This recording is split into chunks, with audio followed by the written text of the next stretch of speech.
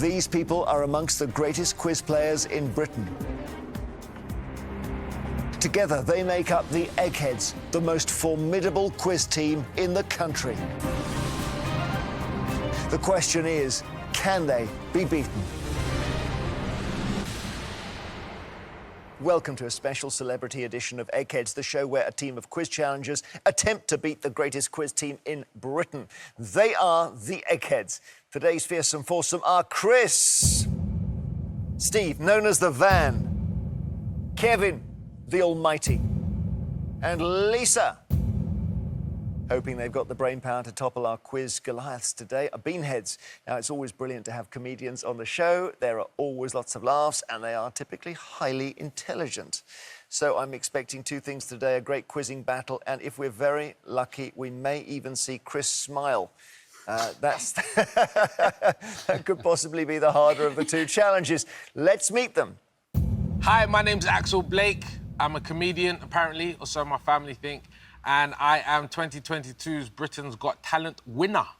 Hello, I'm Jeff Norcott. I'm also a comedian, and I also won a massive competition because in 1986 I was the New Beach Holiday Camp Best Cowboy competition winner. Hi, I'm Izzy Suttie. I am a comedian and an actress known for playing Dobby in Peep Show, and I've never won a competition, but my rabbit came third in a pet competition in 1992. Hello, I'm Harriet Kemsley and I'm a comedian and I entered a rabbit competition and I came last. Excellent team, hello. Hello, Jeremy. Great to see you. I'm really well. I just realised I think you were a question, Axel, at some point on this very show. Yeah. You were an answer. Yes, you got it right. I did. What was the question? Which of these does Axel do for a day job? Ventriloquist, comedian and something else. Well, what the third one's quite crucial. Teacher. I can't remember. Anyway, you got it right. You got it right. I got it right. You got it right. I'm going to go easy on you today now. Thank you. So in your introductions there, we had a cowboy contest, and then Izzy and Harriet, you both had entered in rabbit competitions. That sounded interesting, Izzy. I entered my rabbit Clover, a pet competition in Starcombs Gala in Derbyshire. And she came third, but I omitted to mention the fact that there were only 3 entrants. Honestly, we don't feel that was any lack of honesty on your part. Don't worry. Harriet, you were performing at the last Edinburgh Festival. I was. How was it? I just had a baby, so it was baby's first fringe. So really? Yeah. So you performed with baby in tow? I didn't actually, although that could be an option at some point. Yeah, although I'd rather she was a scientist. I never know whether, Axel, well, you all could answer this, whether you approve of this new thing where they say, who's got the best joke of the fringe? And it's like a 5-word joke. And I'm thinking that some of you don't do that kind of comedy, Axel, right? I don't do that at all. Yeah. Punches, I don't do stories. I don't know. I don't know what I'd do in that situation. But they go, I always think it must really annoy the comedians, best joke of the fringe. And it's, what about you, Jeff? I genuinely was in one of the top 5 worst jokes in 2013. Can you remember it? It was, I could probably couldn't say it for a tea time quiz show, but it merited its place. I'll say that much. All right, well, listen, Beanheads, good luck. Every day there is £1,000 worth of cash up for grabs for our challengers' chosen charity. If they fail to defeat the Eggheads, of course, we roll the prize money over to our next celebrity show. So, Beanheads, the Eggheads have won the last 4 games against the Slebs. They don't like being beaten by celebrities, and in this series, they haven't been. There's £5,000, therefore, for you to win today. The first head-to-head battle is on arts and books. OK, who's the literature person? I think Izzy might be good. What do you reckon, Izzy? OK, yeah. Izzy is... Izzy, brilliant. Against which Egghead? Izzy, you've got the full scrum here. You've got Chris, Steve, Kevin, Lisa. Because I love Lisa's glasses, So do I. I'm going to go for Lisa. Let's see how we do here. Izzy from Beanheads versus Lisa from the Eggheads. Please take your positions in our legendary question room. Izzy, last time I saw you performing, you very much came with a guitar, because music is a big part of it, isn't it? It is, yeah. I started playing the guitar because I wanted to play the saxophone, and my mum didn't believe I'd ever stick to the saxophone, so she just got me a guitar. So do you find, as a comedian, that it's a great way of punctuating the act? Yeah, it is, and I've used it for lots of different things over the years. You know, when I started writing songs, they were to try and woo boys, so I started my own dating agency at 11 or 12, and I used to take commissions. I used to get facts about boys that my friends fancied and then write the boy a love song, and they were all unsuccessful. So then I moved on eventually to put in the guitar in my act. OK, listen, good luck, Izzy, against our Lisa, and it's 3 multiple-choice questions on our answer books. Would you like to go first or second? First, please. Oh, I could see you suddenly got serious there for a second. Here's your question. The Booker Prize-winning author Ben Okri was born where in 1959? Ireland, Mexico or Nigeria? I'm going to go on my instincts. I don't think it's Ireland. I've read an interview with him. I think it's either Mexico or Nigeria. I am going to go with Nigeria. Well done, you got it right. Lisa, Dedham Vale, on the border between Essex and Suffolk, is an area most closely associated with which of these artists? J.M.W. Turner, John Constable, or Walter Sickert? I think there is a link between Dedham Vale and John Constable. John Constable is right. Izzy, your question. Which of these fictional characters was created by the writer John Mortimer? Rumpole of the Bailey, Wurzel Gummidge, or Adrian Mole? Rumpole of the Bailey I know nothing about. It sounds quite grand.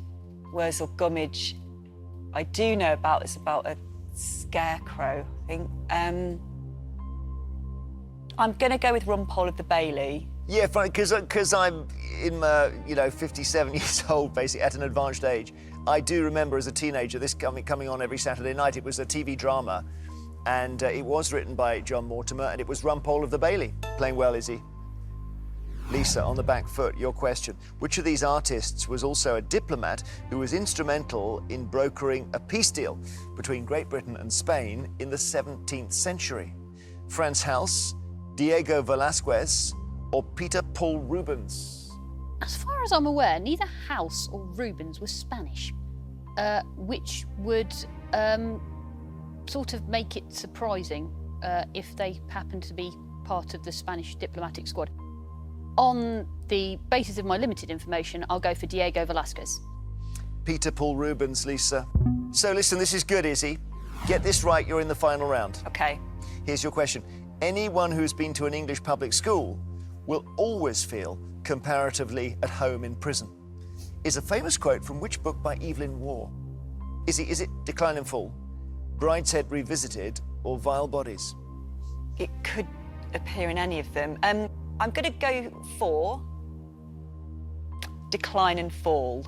You're absolutely right. Well done. You've got it right, Izzy. Yes. 3 out of 3. And Elisa knocked out. I saw that coming from so far away you wouldn't believe it. These glasses are good for so many things. Well done, Izzy. Come back, rejoin your teams. We'll play on.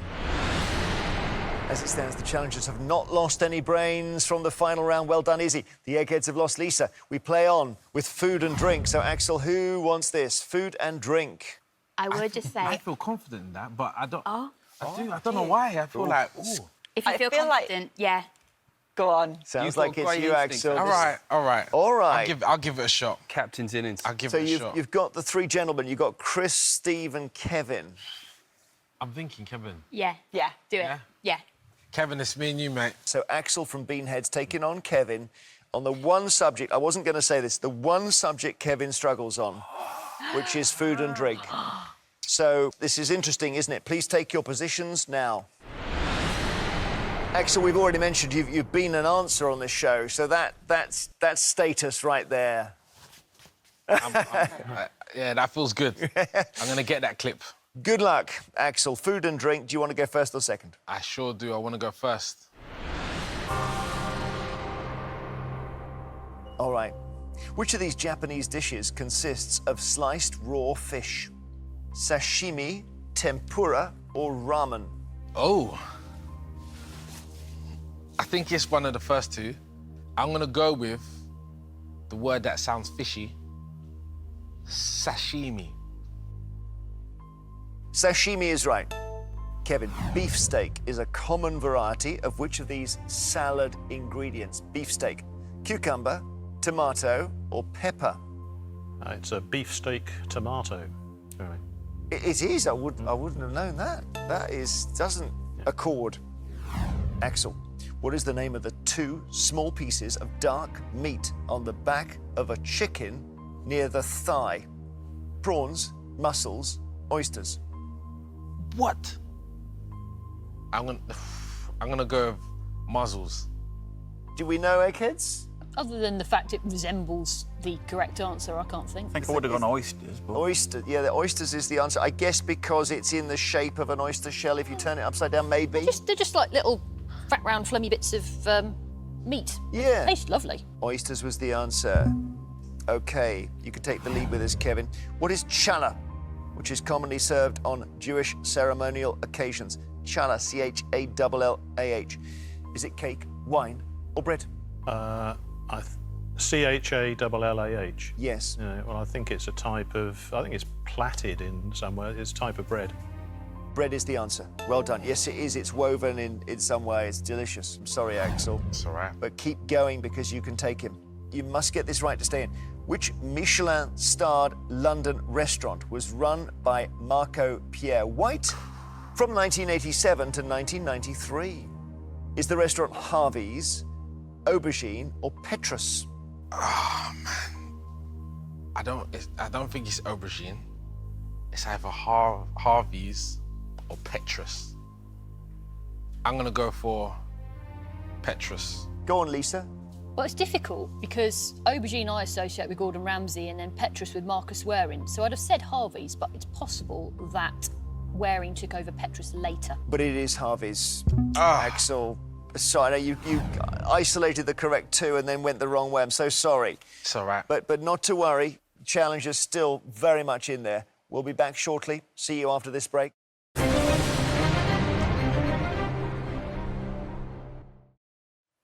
Welcome back. It's level. Beanheads have lost a brain from the final round. They lost their captain, which is a blow, but the Eggheads have lost one as well. So we go to the last round before the final, which is history. It's going to be Jeff or Harriet on the history. I think it's you, mate. Fair enough. OK, Jeff. Against either Chris or Steve. Chris, known as the Steamroller. I say Steve. Steve Yeah. with his books. Fire up the van, Steve, because It's ready. It's rolling. driving to Yeah. Quiz Town. I can hear the van revving now. Jeff from Beanheads taking on Steve from the Eggheads, just trying to somehow get another Egghead out, get themselves in a good position for the final. Please, for the last time before the final, go to our question room. Well, Jeff, you've done that amazing thing. You know, you do your comedy, but you also do a bit of politics, don't you? Yeah, there's been quite a lot of work on recently. It must be said. It's tricky because a lot of people have commented, how do you say things that sometimes are more bizarre or fantastical than the things that are happening? And obviously social media moves very fast now. So the one thing with topical comedy at the moment is you've got to be quick out of the blocks. And, of course, often comedians come from other backgrounds. Yours is teaching. I'm hoping this is going to help Jeff here. I know you're an English teacher, but we're on history, and the two, they sort of shade into each other, right? They can do a bit. I would say that anybody that was taught by me wouldn't share your confidence right now. So, first set of questions or the second set, my friend? I will... You know what? Let's change it around. No, let's not. I'm going to go first. So, Jeff Norcock, comedian, first question, here it is. How did the English King Charles I die? Poisoned, shot with an arrow, or beheaded? Right, shot with an arrow sounds quite rare. Poisoned is quite unusual, but beheadings happened a lot. So I'll go for beheadings. Beheaded. OK, beheaded is right. Steve, what was the world's tallest building from 1931 to 1970? Willis Tower, Empire State Building, or Chrysler Tower? It's not the Willis Tower. I always get mixed up the way round, which way round these two were, because one passed the other. I'll go with the Empire State Building, but I won't be surprised if it's the Chrysler Tower. Well done, Steve. You got it right. Nip and tuck. OK, Jeff, back to you. What was the name of Hitler's plan to invade Britain in 1940 that never came to pass due to the Luftwaffe's inability to gain air control of the English Channel? Was the plan Dolphin, Walrus, or Sea Lion? Finally, I think I should have sat and watched all those documentaries with my dad. Both of the, you know, I don't think it would be Dolphin. I don't think it would be walrus. I think it was Operation Sea Lion. Sea lion is right. Well done, Jeff. Nicely done. 2 out of 2. Steve, to catch up, Hever Castle, the childhood home of Anne Boleyn, was given to which of Henry VIII's other wives as part of their divorce settlement? Anne of Cleves, Catherine of Aragon, or Jane Seymour? Well, it's absolutely not Jane Seymour because they didn't divorce her. And to be fair, I think Catherine Aragon was locked away, so I would say Anne of Cleves, Jeremy. Anne of Cleves is correct. Jeff, in ancient Rome, what was a murmillo? M-U-R-M-I-L-L-O, a murmillo. Was a murmillo a Vestal virgin, gladiator, or soothsayer? Doesn't sound quite macho enough to be a gladiator, has to be said. So it feels like it's between Vestal Virgin. Doesn't Vestal Virgin just feel like the word? Doesn't that feel like a sort of Latin word in and of itself? So I'm going to go soothsayer. Eggheads, can you help us? Gladiator. Murmillo is a gladiator, so Steve has a chance to take it with this. The Treaty of Vereeniging, which ended the Second Boer War, was signed in which year? 1862, 1882, or 1902? I think that must be 1902, Jeremy. 1902 is the right answer. Steve has taken the round with 3 correct answers. They're playing a bit too well, these Eggheads. I can only apologise, but I will add you have a very good chance still of winning in the final round. It can happen. And if you come back to us, we'll play it for £5,000. So this is what we have been playing towards. It's time for our final round, which, as always, is general knowledge. But I'm afraid those of you who lost your head-to-heads won't be in this round. So Axel and Jeff from Beanheads, and also Lisa from the Eggheads, would you please now leave the studio? Izzy and Harriet, you don't have to worry about pressure here. Yes. You're just doing your best and seeing if you can take the £5,000 for charity. Chris, Steve, Kevin, you're playing for the shirt. 3 questions. Okay. General knowledge, you can confer, which is the best part of this bit. So challenges we're going to see now if your 2 brains can defeat these 3. Izzy and Harriet, do you want to go first or second? You went first before and it worked for you, so should we do first? Yeah, first. Take your time. The town of Rugby is located in which English county? Warwickshire, Durham, or Essex? Okay, I know that it's above London, which is Warwickshire. I'm 99.9% sure it's Warwickshire. Yeah, okay. Let's say Warwickshire. Warwickshire is the right answer. Yes. Well done. Eggheads, what do piscivorous animals primarily eat? Cheese, fish, grass? Fish. Fish, Jeremy. Yeah, fish like Pisces. That's right. Challenges. Officially, how many cities are there in the UK? 26, 56, or 76? Well, this falls into the category that we should know, again, because of gigging, doesn't it? Yeah, but we don't know we don't perform in cathedrals. Generally, we don't. Generally, we don't. I think 26 is low, so I think it's not 26. I'm drawn to 56, but then I feel like that might be low. I'm drawn to 56 as well. We said we'd trust our guts and go with what we're drawn to. Okay, 56. 56 is your answer. It's wrong. It's 76. The Eggheads have a chance to take the lead. Percy Thrower was a famous name in which field in the 20th century? Science, gardening, or sport? Gardening. Garden.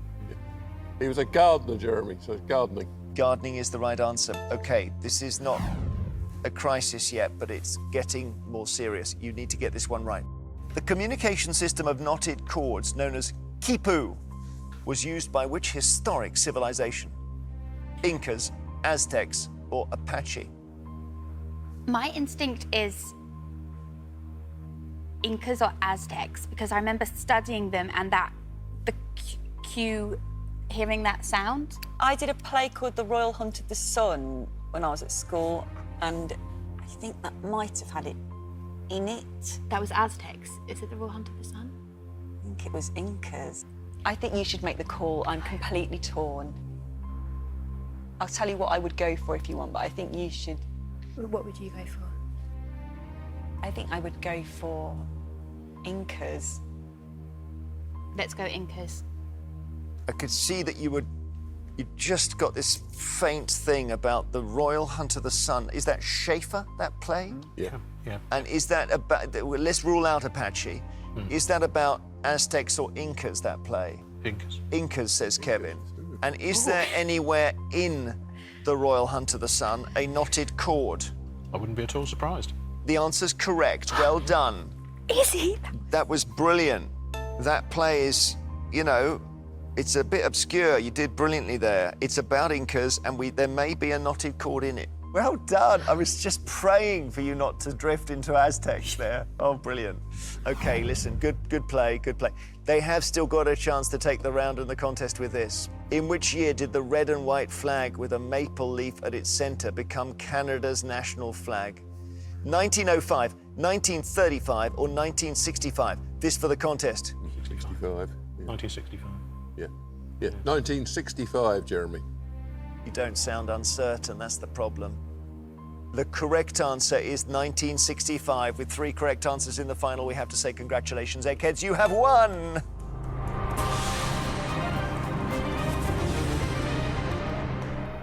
Oh, the wretched cities. You will see now on your touring, you will see, you'll be counting. But don't be tortured by it. You played well. You got 2 in the final, you ran them close. Thank you for playing. As for the Eggheads, they've done their job. They reign supreme over Quizland. It means the challengers don't take the £5,000 for their charities, and because this is the last in our current run of celebrity episodes, the money will be donated to the RSPCA, which is the choice of Channel 5. Hope that's OK. Eggheads, congratulations. Who will beat you? You are having a storming run generally at the moment.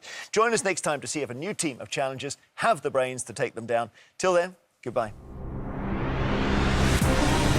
He was mild-mannered and polite on the outside, but inside harboured a dark desire. The Cannibal Next Door is our true crime doc, brand new at 9. Before that, Michael Portillo's taking in the sights of North Devon as he explores coastal Devon and Cornwall next.